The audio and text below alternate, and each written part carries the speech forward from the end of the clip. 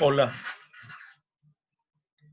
volvemos a las preguntas de ustedes y para eso, como tenemos costumbre, voy a compartir pantalla para poder sistematizar mis respuestas, porque ustedes han preguntado sobre varios temas y varias teorías y varios pensadores.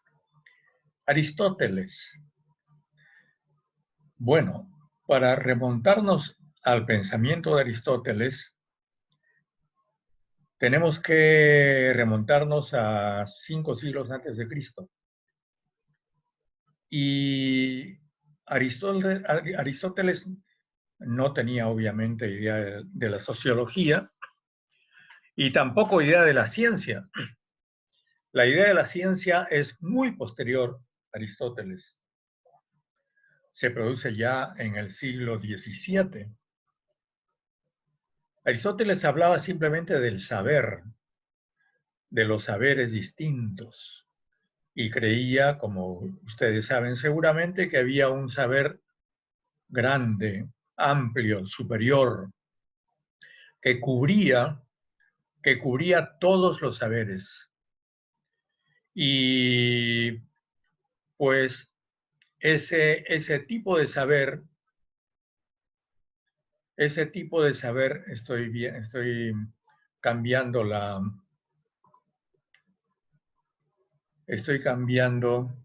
ya, ese tipo de saber se encamina a lo más general y casi limita con lo que después se llamaría la teología.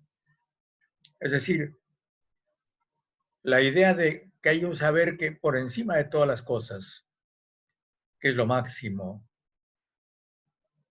Y luego él habla de lo productivo, el saber productivo. Y el saber productivo tiene que ver con la situación de necesidad del ser humano. Nosotros no somos libres porque necesitamos. Y Aristóteles hablaba para los hombres libres. Recordemos que Grecia estaba dividida en libres y en esclavos. ¿Qué era ser libre? Para Aristóteles no era solamente ser un ocioso, no trabajar. No, no, no. La libertad tenía un valor. La acción libre estaba vinculada a la virtud, a las acciones buenas. Y por tanto la podías diferenciar del saber productivo, que más bien es técnico y que te remite a satisfacer tus necesidades más urgentes. Entonces, para él, esta fabricación de cosas útiles era la que te liberaba y la que te permitía, una vez que tú habías satisfecho eso, dedicarte a la praxis, a lo práctico. Entonces, lo práctico para Aristóteles tiene una significación muy distinta que la que después tendría. Se trata de la praxis ligada a la virtud. Bueno, y luego la teoría. La teoría que está referida al modo de ser de las cosas mismas, a ellas mismas, y que está en relación con algo que tiene que ver con, estoy buscando la diapositiva que yo he preparado justamente para esto, tiene que ver con los distintos tipos, con los distintos tipos de saberes. Ustedes también han preguntado,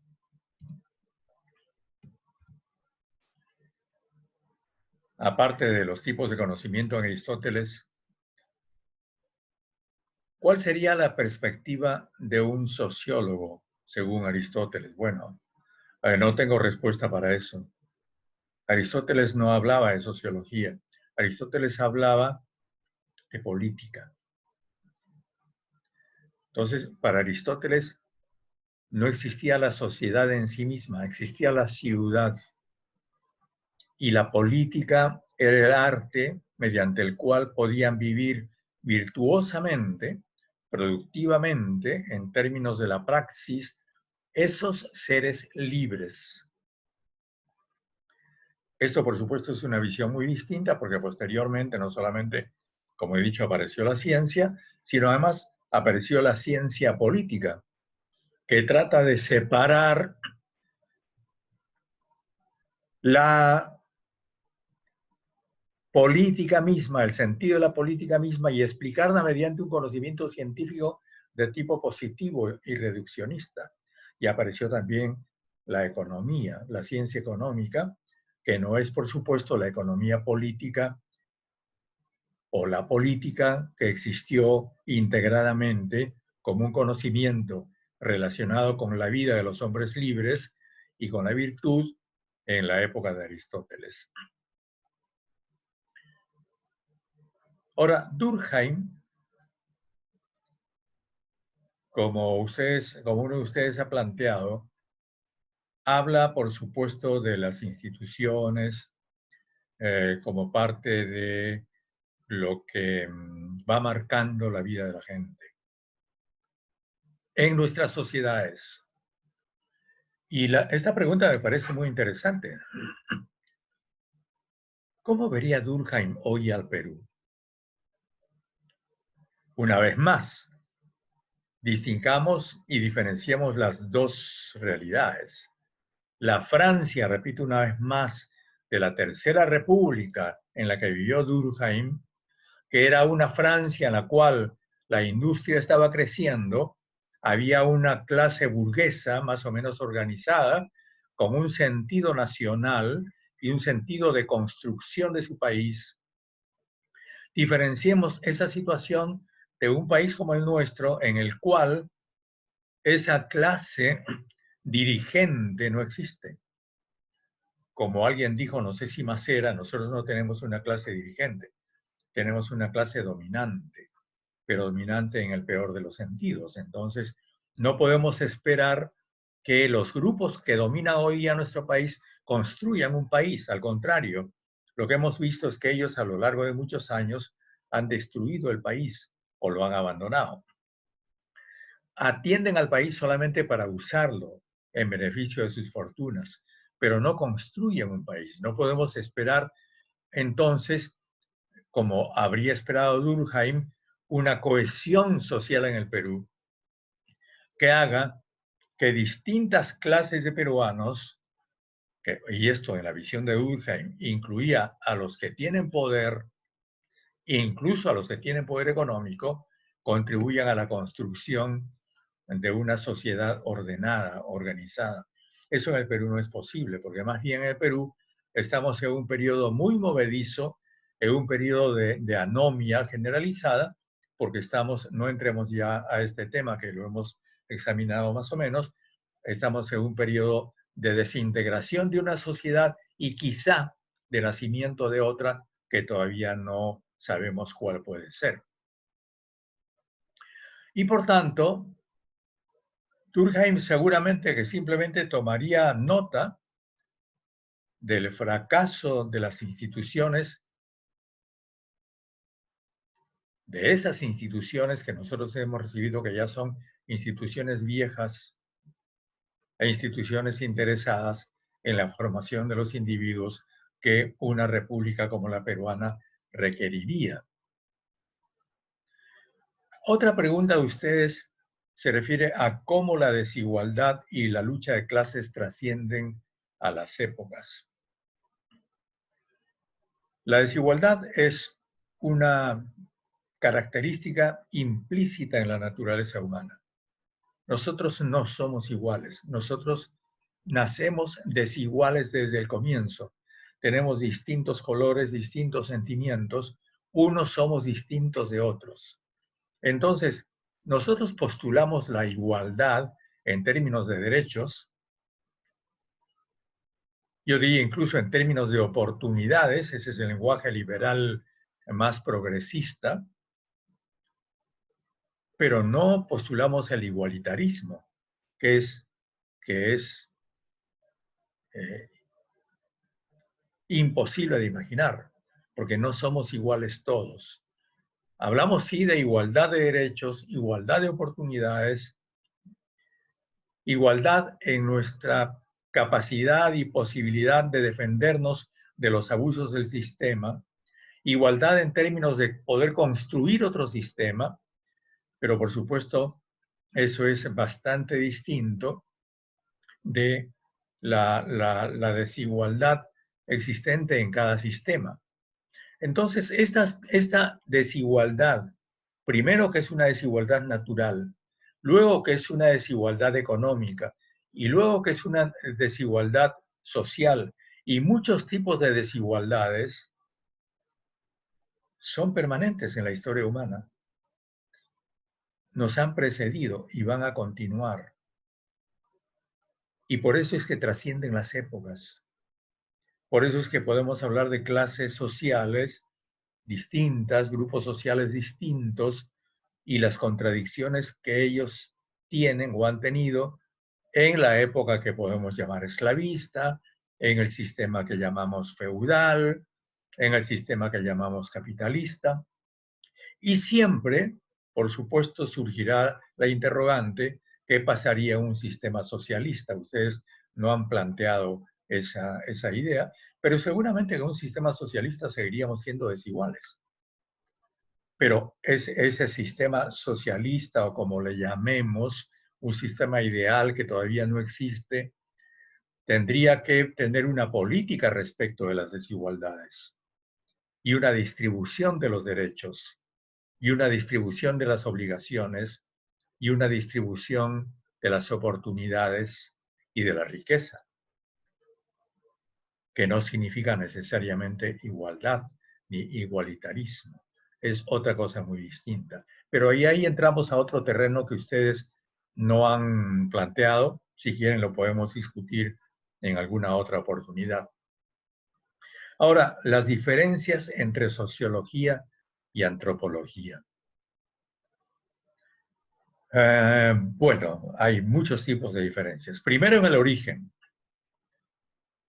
A diferencia de la sociología que nace, como ya sabemos, no voy a repetir esa historia una vez más, la antropología nace para estudiar sociedades que se cree antiguas y primitivas.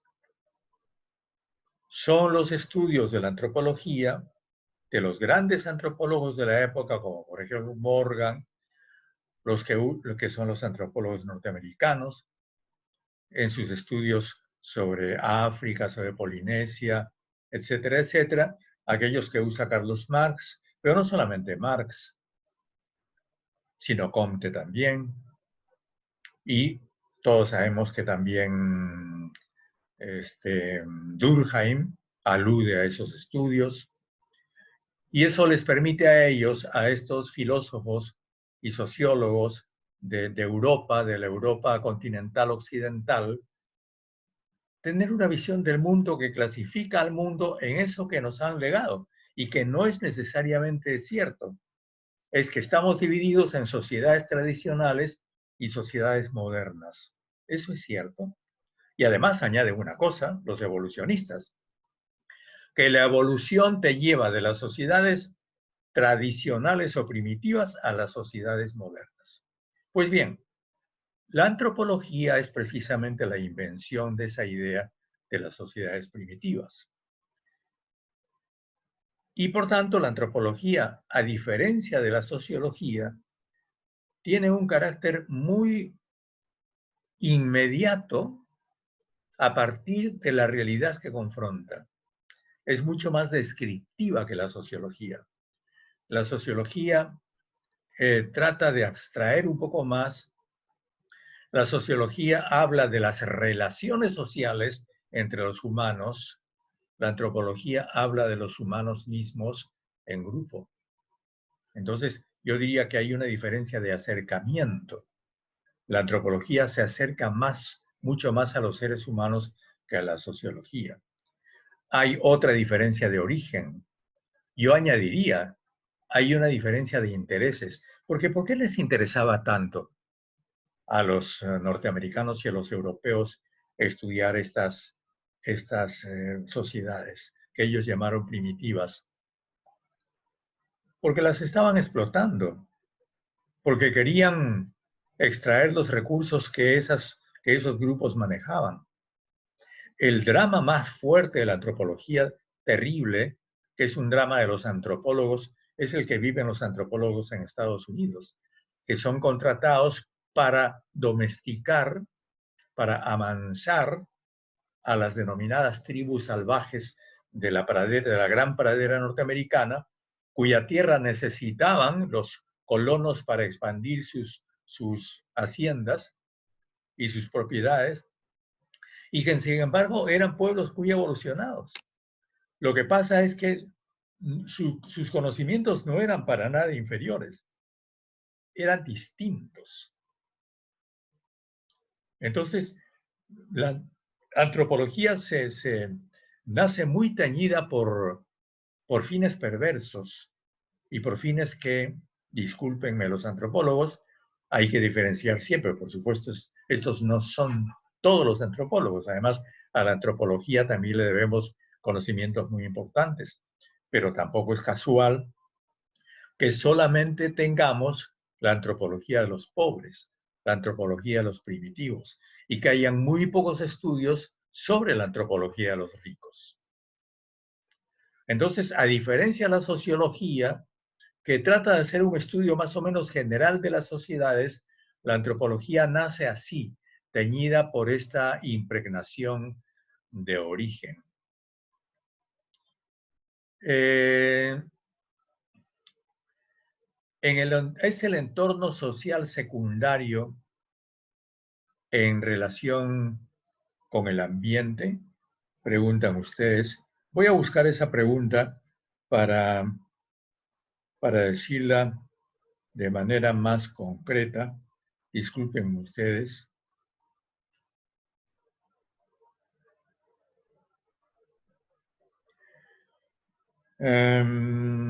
A ver, tras las últimas lecturas enviadas sobre Durkheim, fue inevitable no reflexionar sobre él.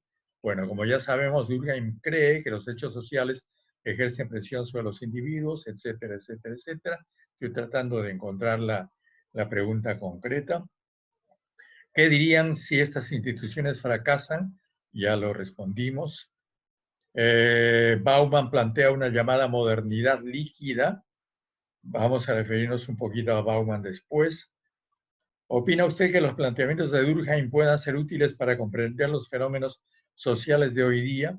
¿Qué consecuencias traería una sociedad de individuos que desacreditan el poder de la institución para implantar las normas, las reglas?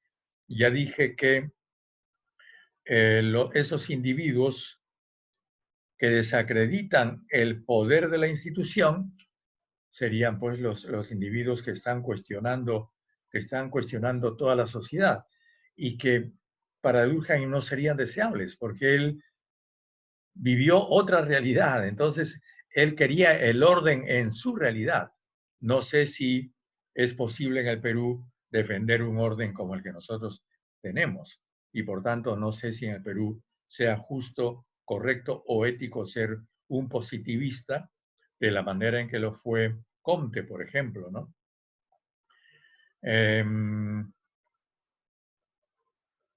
¿Cómo es que la lucha de clases trasciende muchos siglos hasta la actualidad, adaptándose a cada época y manteniendo esa amplia desigualdad? Pues ya lo dije, ¿no? Porque simplemente la desigualdad sigue existiendo y seguirá existiendo. Lo que pasa es que hay que diferenciar la desigualdad en tanto desigualdad y los diferentes tipos de desigualdad que van sucediéndose o superponiéndose a través de los años, ¿no? Sobre Durkheim, si Durkheim fue uno de los padres de la sociología que tuvo una gran influencia en la antropología, ¿cuáles son las diferencias entre la sociología y la antropología? Bueno, pues ya eso como que más o menos lo expliqué. No comparten el mismo campo de estudio, ¿eh? Son estudios diferentes. Pero esto es un hecho, no es porque por sus fines no los compartan, porque un antropólogo igual podría o debería estudiar la antropología de la CONFIEP, por ejemplo, en el Perú, la antropología de los propietarios de las minas o de los propietarios de las AFP, pero por supuesto eso no lo tendremos. Sí tendremos la antropología de alguna comunidad de un distrito remoto en el interior del Perú. De la lectura de David Lorente, donde trata los métodos que propone Durkheim para estudiar los hechos sociales, se menciona que cuando un sociólogo emprenda la tarea de estudiar estos, debe aislarse de sus ideas preconcebidas. Aquí está la pregunta que yo estaba buscando. Mi pregunta ¿es posible que para estudiar un hecho una persona pueda omitir absolutamente todas sus ideas preconcebidas? No. Ahora, hay algo que se llama fenomenología, ¿no? Ustedes no lo han estudiado y deberían estudiarlo. La fenomenología habla precisamente de esto, pero la fenomenología ha tenido consecuencias muy indirectas en la sociología, no directas. Sí hay una escuela fenomenológica, el existencialismo, por ejemplo, es fenomenológico. ¿Qué significa la fenomenología? Significa precisamente aislar el fenómeno, es decir, lo que aparece de todos los preconceptos que tenemos. Estudiarlo tal cual es, pero esto requeriría una explicación mucho más amplia que en este momento, por falta de tiempo, no estoy en condiciones de hacer. Simplemente les recuerdo que la respuesta a esta pregunta vendría más bien de la fenomenología, aquella escuela filosófica que precisamente trata de aislar lo que aparece, el fenómeno.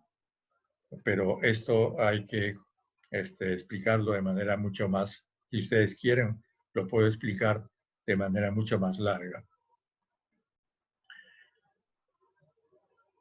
El impacto social que vivimos afecta la biosociología.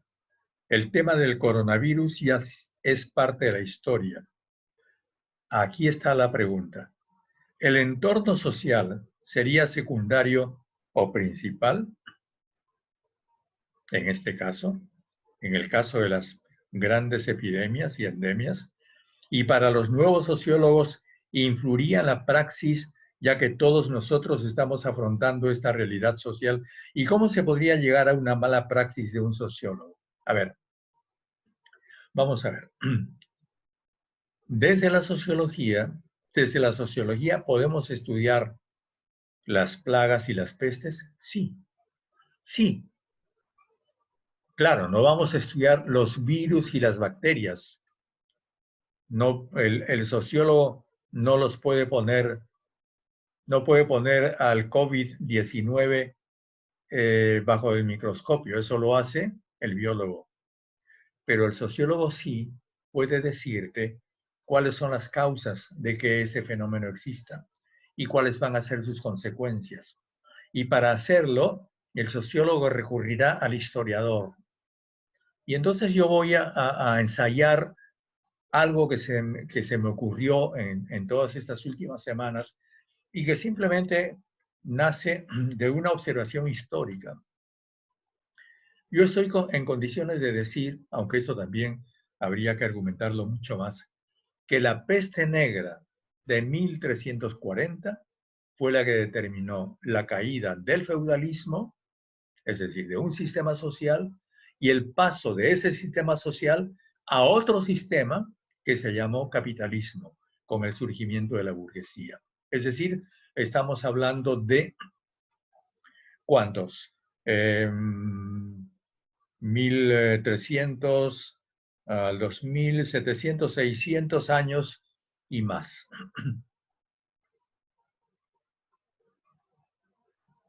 ¿Por qué? Porque, y aquí también habría que mencionar la psicología, porque las ratas que llegaron con sus pulgas y que contagiaron a la población europea que no conocía la causa de la bubónica y que causaron ese pánico, destruyeron todas, no todas, pero las creencias fundamentales de la gente de esa época. Cuando elevaron rogativas a Dios, pidiéndole perdón por algún pecado que habían cometido, Dios no les respondió. La peste siguió. Cuando recurrieron a los sacerdotes para que les den la extrema unción, porque sin la extrema unción tú corrías el peligro, se creía en esa época, de que te ibas al infierno, tenías que confesarte y tenían que pasarte la unción, el aceite sagrado, para que te vayas al cielo.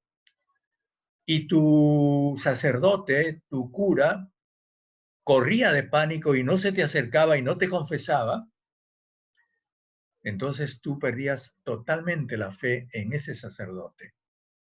Cuando tú veías que la hija de Eduardo III, el rey de Inglaterra que había invadido Francia en esa época, muere como víctima de la peste negra y que la monarquía también es víctima del virus, en aquella época no se hablaba de virus, ¿no? Que era víctima de la peste, entonces ves que los poderosos no son tan poderosos como eran. Y finalmente cuando ves que el Papa tiene que encerrarse en Aviñón, que era la sede de los papas en esa época, para protegerse de la peste, pierdes también tu fe en el Papa. Y allí todo el imperio cristiano, que venía desde el fin, desde la caída del Imperio Romano el año 300 y la construcción del Sacro Imperio Romano Germánico entre el 300 y el 500, cae en legitimidad, pierde la fe de la gente. Y entonces en el siglo ya XIV, en el siglo XIV, y entonces la gente empieza a moverse de otra manera.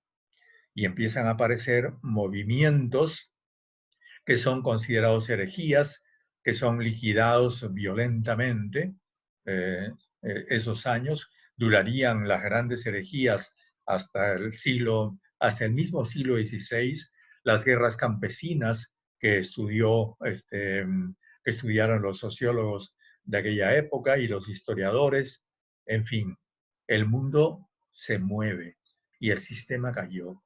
Y nació una nueva clase, que ya no eran los señores feudales, que eran los burgueses, los comerciantes, que precisamente habían sido los causantes verdaderos de la peste negra, en la medida en que eran sus barcos los que habían llevado las ratas junto con las mercancías y las pulgas que causan la bubónica. Bueno, pero me parece que me excedí demasiado en el tiempo de esta última respuesta para explicarles cómo es que el entorno social sigue siendo importante.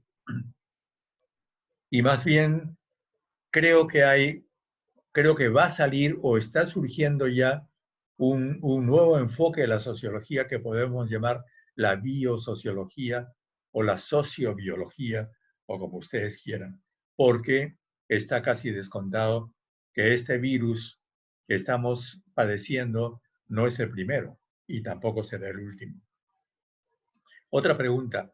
Siguiendo los pasos que propone Durkheim para estudiar los hechos sociales, menciona lo siguiente: la causa determinante de un hecho social debe buscarse entre los hechos sociales antecedentes. Aplicado a nuestro contexto actual, ¿podríamos suponer que los llamados caminantes tienen como hecho precedente la llegada del COVID a nuestro país y sus consecuencias en nuestra economía? Mi otra pregunta sería, tomando la segunda regla que propone Durkheim, sobre evitar las prenociones al momento de estudiar los hechos sociales, sería como decir que evitemos los conocimientos a priori. ¿Y cómo lograríamos esto? Bueno, una cosa es lo que Durkheim quiere y otra cosa es lo que él mismo pudo obtener y otra cosa es lo que nosotros podemos obtener. Nosotros podemos poner entre paréntesis, una vez más recuerdo la fenomenología, entre paréntesis nuestros conocimientos para estudiar los fenómenos. Pero no podemos eliminar nuestros conocimientos. Siempre estarán, eso es inevitable. Y además nos sirven, Otra cosa es que los repitamos simplemente. Hay evidentemente nuevos conocimientos que nosotros tenemos que buscar. Otra duda acerca de este autor es que él sostenía que el lazo social de las sociedades tradicionales eran los hechos sociales inmateriales. Con respecto a esta división que hacía Durkheim con hechos sociales materiales e inmateriales, mi duda va hacia cómo hace el autor para llegar a esta conclusión y diferenciación. Bueno, eso es porque lo que les dije, es decir, Durkheim hereda la afición por las sociedades desconocidas que venía desde la Ilustración francesa y que acompaña el descubrimiento de América. Este mundo nuevo, con esas sociedades distintas, entonces América se descubre quiénes eran esos haitianos, esos taínos, que eran como ángeles, como niños, que no tenían propiedad. Todo eso fascina a los filósofos franceses de la Ilustración. Y esa idea se mantiene cuando se pretende hacer ciencia y entonces se divide esas sociedades que son distintas de las modernas y se les pone el mote de tradicionales. Cuando nosotros sabemos que hoy día en el mundo existen todo tipo de sociedades y no es que una sustituya a la otra, sino que ambas existen al mismo tiempo y existirán seguramente al mismo tiempo en el mundo. Entonces, ¿cómo hace Durkheim para llegar a esa conclusión? ¿Cómo hace? Porque simplemente él, y eso fíjense ustedes qué interesante, ¿no?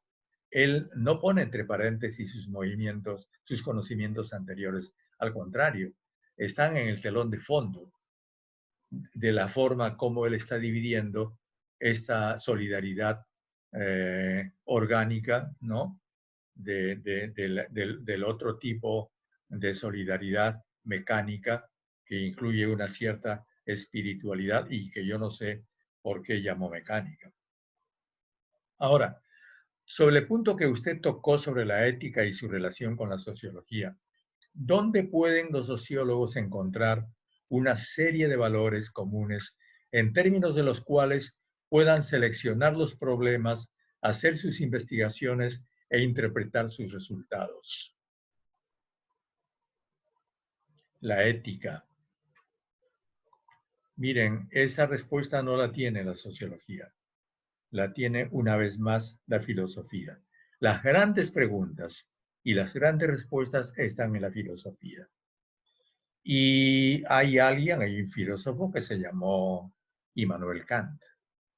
Y Kant formuló, refiriéndose a la ética, esta fórmula que yo les copié en esta diapositiva. Obra siempre según una máxima tal que lo que hagas pueda ser elevado a la categoría de ley universal. 1. 2. Obra como si la máxima de tu acción debiera tornarse por tu voluntad en ley universal de la naturaleza. Imagínense, Kant ya estaba hablando de la naturaleza porque para él el ser humano era un fenómeno natural y era un fenómeno que formaba parte de la evolución de la naturaleza que tenía una ley progresiva, pero eso ya es entrar a Kant. Dejemos simplemente a Kant, solamente quería citarlo para responder rápidamente a la pregunta sobre la ética. Y podríamos decirle también al sociólogo, obra siempre según una máxima tal que las consecuencias de tus estudios puedan tornarse siempre en leyes universales.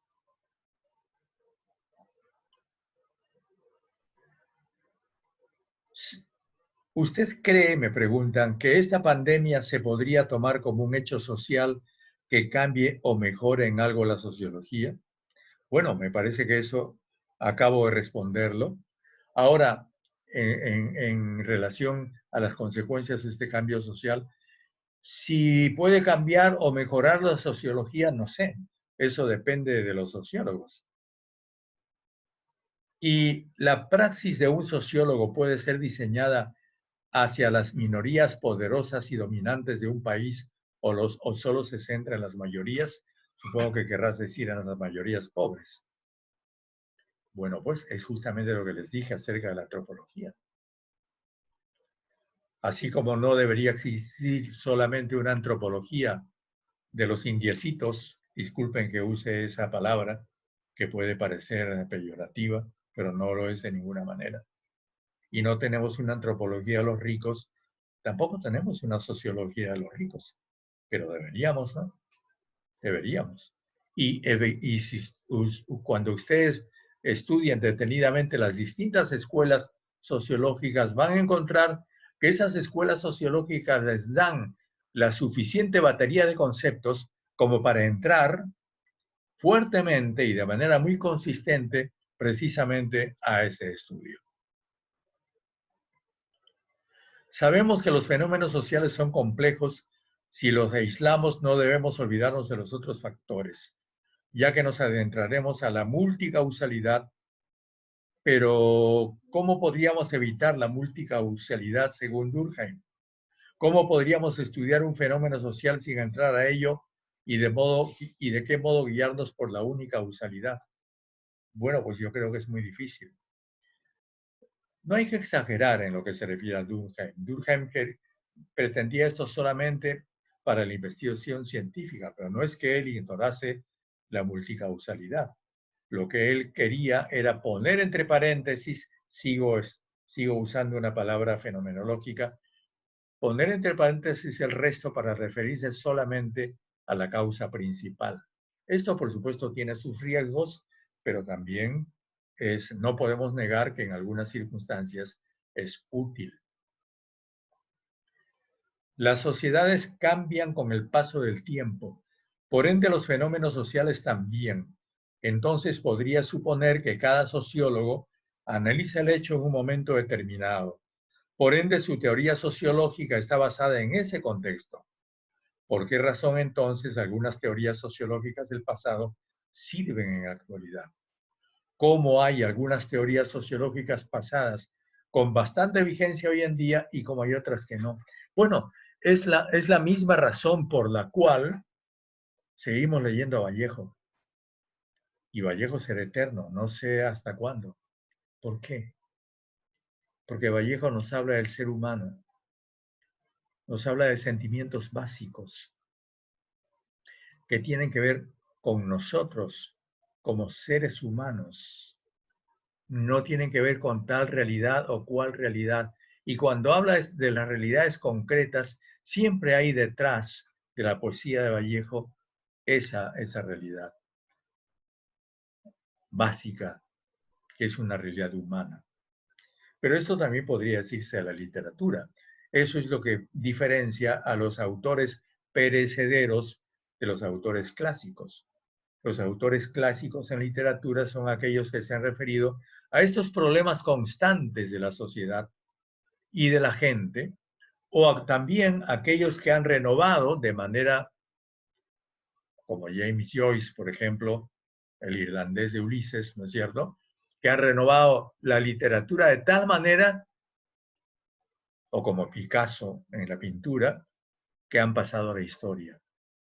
Quizá muchos dibujos de Picasso no tengan valor en sí mismos, tienen valor porque Picasso los hizo. Y Picasso es famoso porque renovó totalmente la pintura. De la sociología podemos decir lo mismo.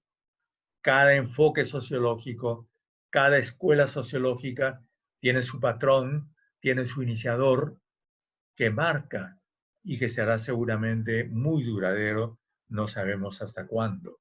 Entonces podemos distinguir también en sociología los autores que son clásicos de los autores que son perecederos.